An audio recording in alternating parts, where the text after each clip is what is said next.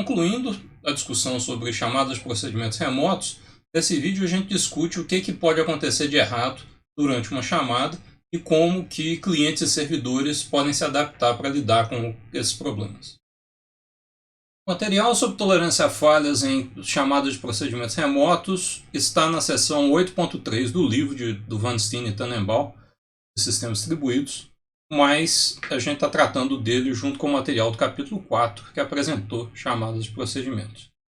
Do ponto de vista de tolerância a falhas, o importante é a gente lembrar que chamada de procedimento, RPC, não é uma chamada de procedimento local. Quando a gente tem uma chamada desse tipo, tem o cliente de um lado, o servidor do outro, e no meio do caminho tem a rede. E como tem a rede, às vezes, ela não é tão bonitinha quanto nessa figura. Ela está sujeita, a trovoadas e relâmpagos. Quando alguma coisa dá errado, cliente e servidor têm que se preparar para o que pode acontecer. Então a gente tem problemas do tipo, o cliente pode não conseguir achar o servidor. Que é um dos problemas que a gente vai ver é talvez o mais simples, porque não aconteceu nada até esse ponto. O cliente procurou pelo servidor para executar um procedimento e não o encontrou. Então, pelo menos é fácil de lidar com o erro. O erro é claro. Não foi feito nada porque o servidor não está lá. Mas existem outros problemas mais complexos. Por exemplo, o pedido do cliente para o servidor se perde. Ou o servidor falha depois de receber o pedido. Às vezes o servidor faz tudo certo, mas a resposta dele para o cliente se perde no meio do caminho. Ou ainda, depois que o cliente fez o pedido, ele falha e ele não está lá para receber a resposta depois. Todos esses são problemas que podem acontecer e que estão discutidos no livro. Existe um ainda que o livro não trata com muito detalhe, que é o caso da rede particionar. Então o cliente continua funcionando, o servidor continua funcionando, está tudo certo com eles, mas houve um rompimento na rede no meio do caminho e eles não estão mais se comunicando. Todos esses problemas são passíveis de serem encontrados durante uma execução de um programa de chamada de procedimentos remotos. Tratar esses problemas é uma tarefa complicada porque às vezes é difícil de determinar qual dos problemas que aconteceu. Então, na seção 8.3 do livro, ele vai discutindo problemas e soluções à medida que ele vai apresentando as questões. Nesse vídeo eu tentei separar a discussão pelas origens diferentes que o problema pode ter.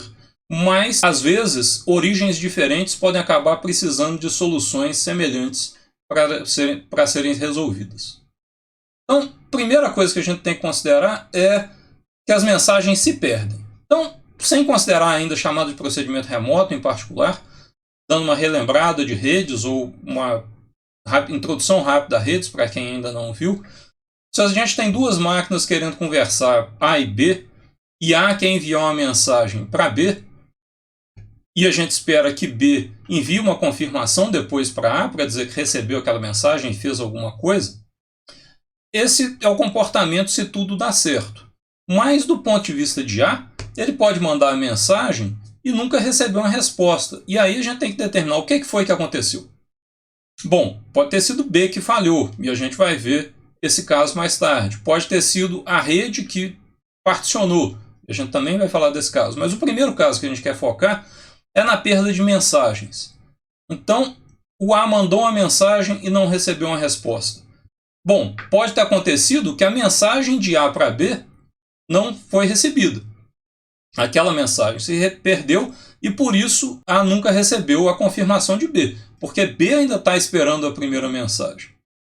A outra situação é que a mensagem chegou em B, mas quando B foi responder, a resposta de B, a confirmação, se perdeu. Nota que para A, as duas situações são a mesma coisa. Então, o princípio básico de redes de computadores para lidar com esse tipo de problema é que se uma mensagem que a gente espera uma confirmação dela, a confirmação não chega, a gente envia a mensagem de novo. Então, se a gente olhar os dois casos, se a mensagem se perdeu e eu envio ela de novo, nada mais acontece de diferente, tudo está certo e tudo vai funcionar do jeito que eu queria. Mas se o caso que aconteceu foi o segundo, e o que se perdeu foi a resposta, foi a confirmação, ao mandar a mensagem de novo, B está vendo aquela mensagem repetida. E ele tem que saber agora que aquela mensagem, ele já viu aquela mensagem. Ele só vai mandar a confirmação de novo para que A saiba que ele viu a mensagem. Então o B tem que ser capaz de detectar mensagens repetidas e saber que é a mesma mensagem e que ele só precisa de confirmar a mensagem de novo. E o A também, depois que ele repete uma mensagem 2, 3 vezes, pode ser que o B responda mais de uma vez. Então o A também tem que ser capaz de lidar com respostas duplicadas. Quando a gente pensa em chamada de procedimento remoto, e a gente pensa também só no caso de perda de mensagens, então a gente volta no caso, eu tenho um cliente e um servidor, agora o cliente começa a chamada remota, monta a mensagem e envia a requisição para o servidor, e fica esperando por uma resposta. O servidor, então, recebe a requisição, executa o procedimento remoto e envia a resposta chega de novo no cliente, o cliente recebe a resposta e continua a execução. Em muitos casos, por baixo disso, é muito comum a gente ter uma confirmação do servidor para o cliente de que ele recebeu a requisição e uma confirmação no final do cliente para o servidor saber que o cliente sabe que ele foi executado corretamente. A confirmação da requisição, muitas vezes, ela não é necessária, porque basta a resposta da requisição remota para o cliente saber que a requisição dele foi atendida. Mas a confirmação final do cliente para o servidor é extremamente comum e importante para a gente ter um sistema confiável na execução. Nesse momento, a gente está pensando só nos casos em que mensagens se perdem. Então, alguma coisa ali no meio do caminho falhou e uma ou mais mensagens se perderam. Mas cliente e servidor ainda estão lá funcionando direitinho e a rede também está funcionando corretamente. Então, o primeiro caso pode ser que a requisição não chegou no servidor. De novo, do mesmo jeito que no slide anterior, esse é o caso mais simples, porque nada aconteceu, mas o servidor está lá. Então, basta o cliente mandar a requisição mais uma vez que as coisas vão acontecer. Então, depois que ele enviar a mensagem, aí eu vou receber a confirmação ou vou receber a resposta no final. Foi só uma mensagem que se perdeu nesse caso. Ou a gente pode ter a perda da confirmação da requisição. Nesse caso, também não é uma coisa muito grave, porque eu posso retransmitir a requisição e o servidor, o que ele tem que fazer é identificar que aquela retransmissão é o mesmo pedido que ele já tinha visto. Depois de algum tempo, essa confirmação então vai chegar, ou eu não vou preocupar com a confirmação da requisição, mas eu vou precisar da resposta no final. Se essa resposta não chega, duas coisas podem acontecer. Ou o cliente manda a requisição de novo, porque ele não recebeu a resposta no tempo que ele esperava, ou o que é mais provável, num sistema mais preparado para tolerância a falhas, o servidor mandou a resposta e viu que uma confirmação não chegou. Então ele vai mandar a mensagem de novo. Nesse caso, a gente chega nessa última situação, onde a resposta chega no cliente em algum momento. O pior que pode acontecer é a confirmação de volta não chegar. O servidor pode retransmitir mais uma vez a resposta e, se a perda é uma perda temporária de mensagens, a mensagem de confirmação vai acabar chegando no final. Então, nesse caso, o que a gente precisa é que o servidor tem que ser capaz de identificar requisições repetidas. E o cliente tem que ser capaz de identificar quando uma resposta também chega repetida. Se cliente e servidor não falharam, é relativamente fácil ter essa identificação de repetição. Porque a gente pode ter recursos dos protocolos de mais baixo nível, como uma conexão TCP, que garante que mensagens enviadas dentro da conexão foram numeradas e se elas são enviadas de novo, elas vão receber o mesmo número que tinham recebido antes. Então é fácil de identificar. Se a conexão TCP, por exemplo, deixa de funcionar, aí normalmente é porque houve um problema mais sério. Ou foi um servidor ou um cliente que pararam de funcionar, ou foi uma falha na rede. Esses casos a gente vê a seguir. Então, começando, a gente tem a mesma situação, mas o servidor falhou em algum momento. Então, o cliente mandou a requisição e está esperando pela resposta. Mas o que pode acontecer? Pode acontecer que o servidor recebeu a requisição, mas ele falhou antes de ser capaz de executar a requisição. Então ele não vai ser capaz de enviar a resposta depois.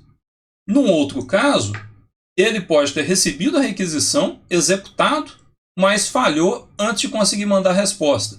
E nessa execução pode ser que ele salvou o estado num banco de dados, por exemplo, com o resultado da requisição que foi executada.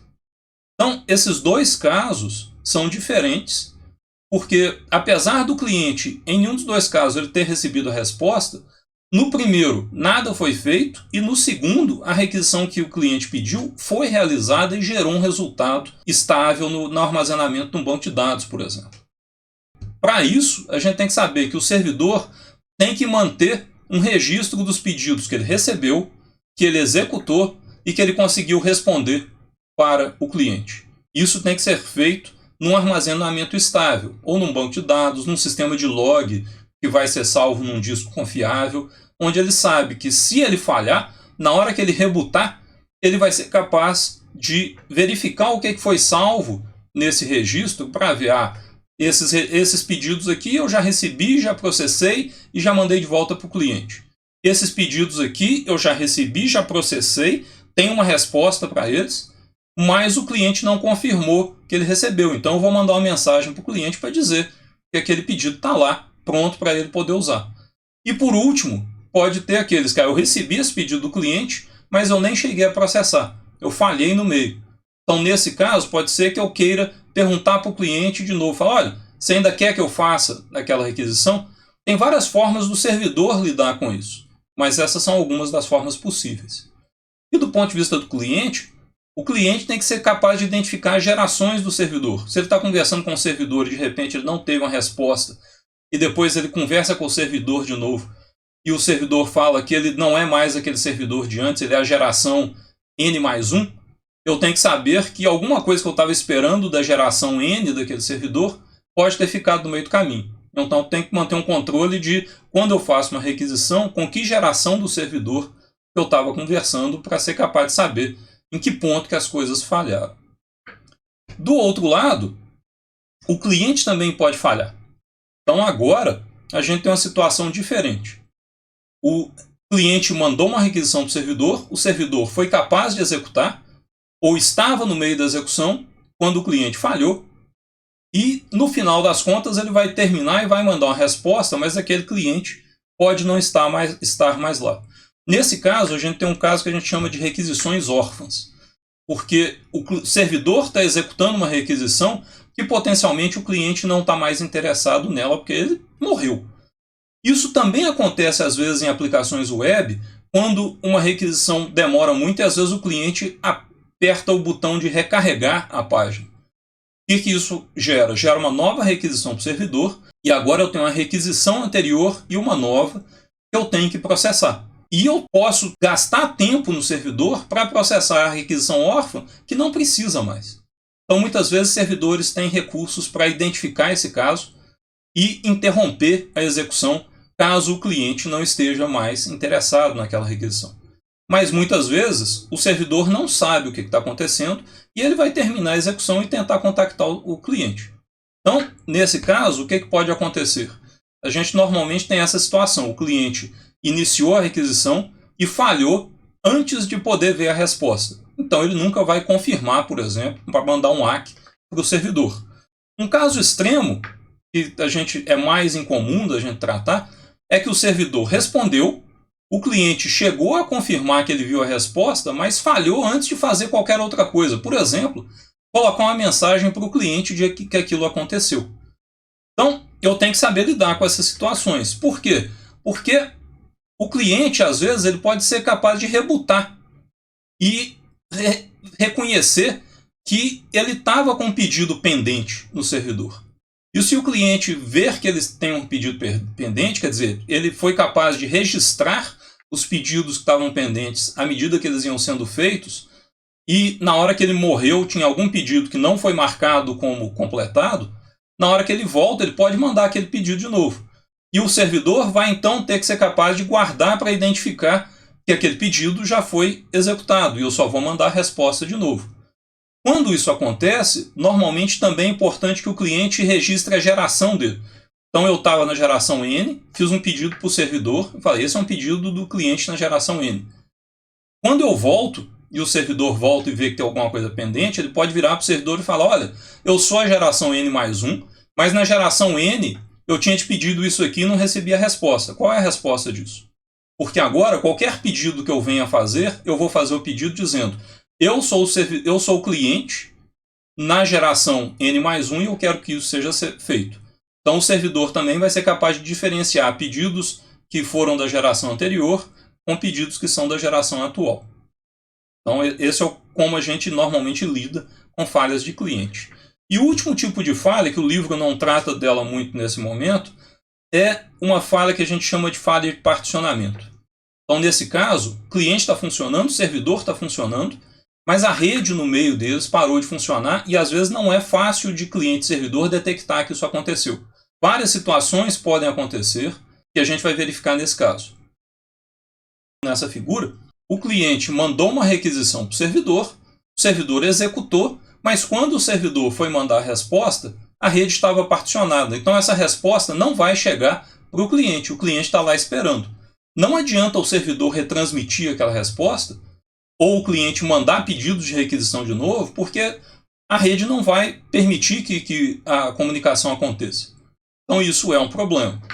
Outro tipo de situação, nesse caso, é quando a resposta foi, o cliente viu a resposta, mas na hora que ele foi confirmar que ele tinha recebido a resposta, a rede foi particionada. Então agora o servidor não vai mais receber a confirmação de que o cliente tem a resposta dele. Esses dois casos parecem com os casos de falha. Parece que é uma mensagem que se perdeu, parece que é um servidor ou um cliente que parou de funcionar. Mas a situação é diferente, porque por mais que eu tente retransmitir, eu não vou conseguir obter a resposta que eu estou esperando. E quando a gente tem esses casos de retransmissão sem resposta, normalmente, quem está tentando retransmitir e não consegue a resposta, assume que o outro lado falhou. Mas não é o caso aqui agora. O outro lado está funcionando. Então, do ponto de vista de cada lado, ele pode achar que o outro lado falhou. E ele pode começar a tomar um comportamento como se fosse uma falha do outro lado. Só que na hora que a rede voltar, e essa rede pode demorar para voltar, e eles voltarem a se comunicar, eles vão ver que eles continuam lá sem ter rebutado. Ou eles vão ter que adotar um procedimento que seria quase como se um deles estivesse rebutando, para recuperar tudo que pode ter falhado no meio do caminho. Todos os dois têm que manter, então, um log, um registro do que estava pendente, eles não conseguiram resposta. Mas o mais comum é que, como falhas de rede costumam demorar, cliente e servidor tiveram que tomar alguma decisão sem tratar do outro lado. E aí, agora, normalmente, a aplicação que está por cima vai ter que lidar com esse caso. Vai ter que ver que o servidor tem lá um registro de alguma coisa que aconteceu ou que o cliente acabou não confirmando que aquilo foi feito ou não. Ou o servidor tem alguma coisa que o cliente também sabe, mas o servidor não recebeu a confirmação de que estava tudo certo. Então, normalmente, esse tipo de problema são dos mais complexos de serem tratados e eles envolvem, em geral, a aplicação para tomar uma decisão sobre o que faz agora que a situação chegou nesse ponto.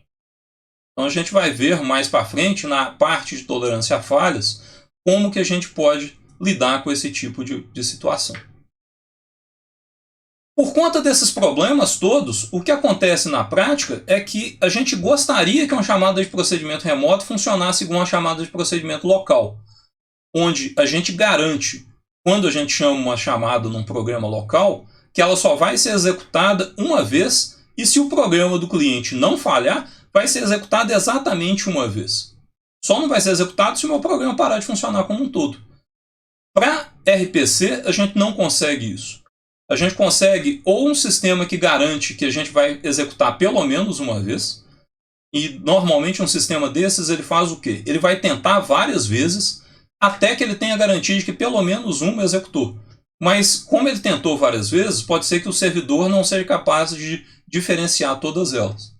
Isso a gente normalmente usa esse tipo de solução quando as requisições são o que a gente chama de idempotentes. Uma requisição ser executada 1, 2, 3 ou 4 vezes não tem problema, porque o resultado vai ser sempre o mesmo. Pensa em escrever um registro no disco.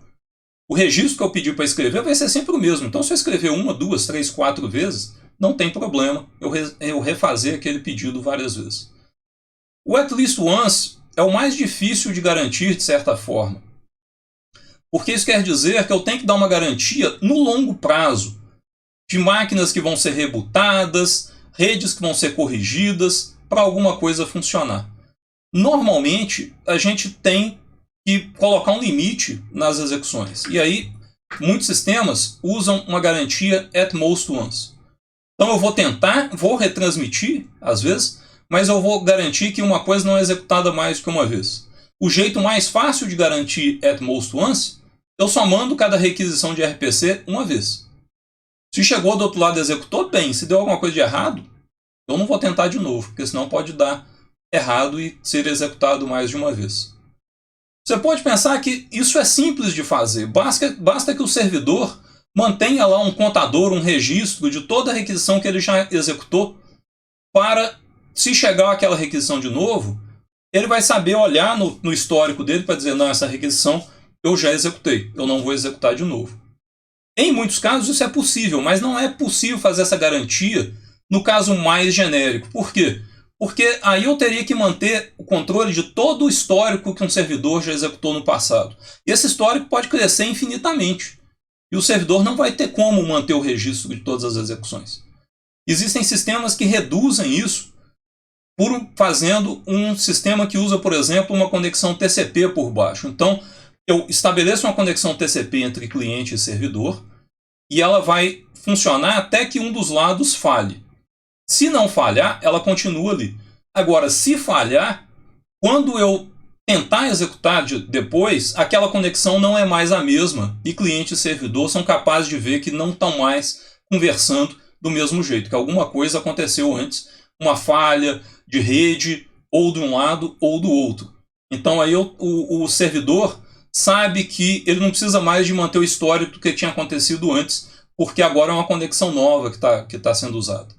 E na conexão nova eu consigo manter um histórico de forma que eu não tenho que guardar tudo, basta eu guardar qual que é a última coisa que eu já vi. Então é mais simples. Go, por exemplo, tem uma implementação de RPC que dá uma garantia de at most once, nesse caso. Por baixo tem uma conexão TCP e dentro da identificação de conexão TCP ele sabe o que está acontecendo. Na prática, muitas vezes o que a gente tem, na verdade, é um sistema que garante 0 ou mais. Quer dizer, não garante nada. Ele vai fazer o melhor possível para executar cada procedimento uma vez só. O servidor vai ter um controle para indicar quais requisições que ele executou recentemente, mas, num caso extremo, pode ser que ele não seja capaz de identificar uma requisição como sendo repetida. Então isso pode acontecer em alguns casos.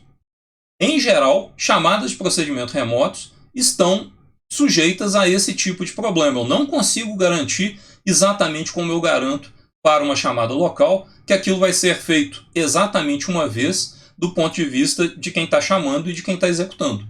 Porque não são mais a mesma entidade e a rede no meio do caminho cria esse problema. Eu não sei agora, na hora que alguma coisa falha, se ela falhou depois do cliente pedir, mas antes do servidor executar, depois do servidor executar, mas antes do cliente ficar sabendo, depois do cliente ficar sabendo, mas antes de eu confirmar para o servidor que está tudo certo e que ele pode seguir em frente para fazer outras coisas. Tudo isso são situações que a gente tem que tratar nesse comportamento de falhas, e os sistemas que a gente tem na prática oferecem garantias diferentes dentro desse espectro que a gente viu.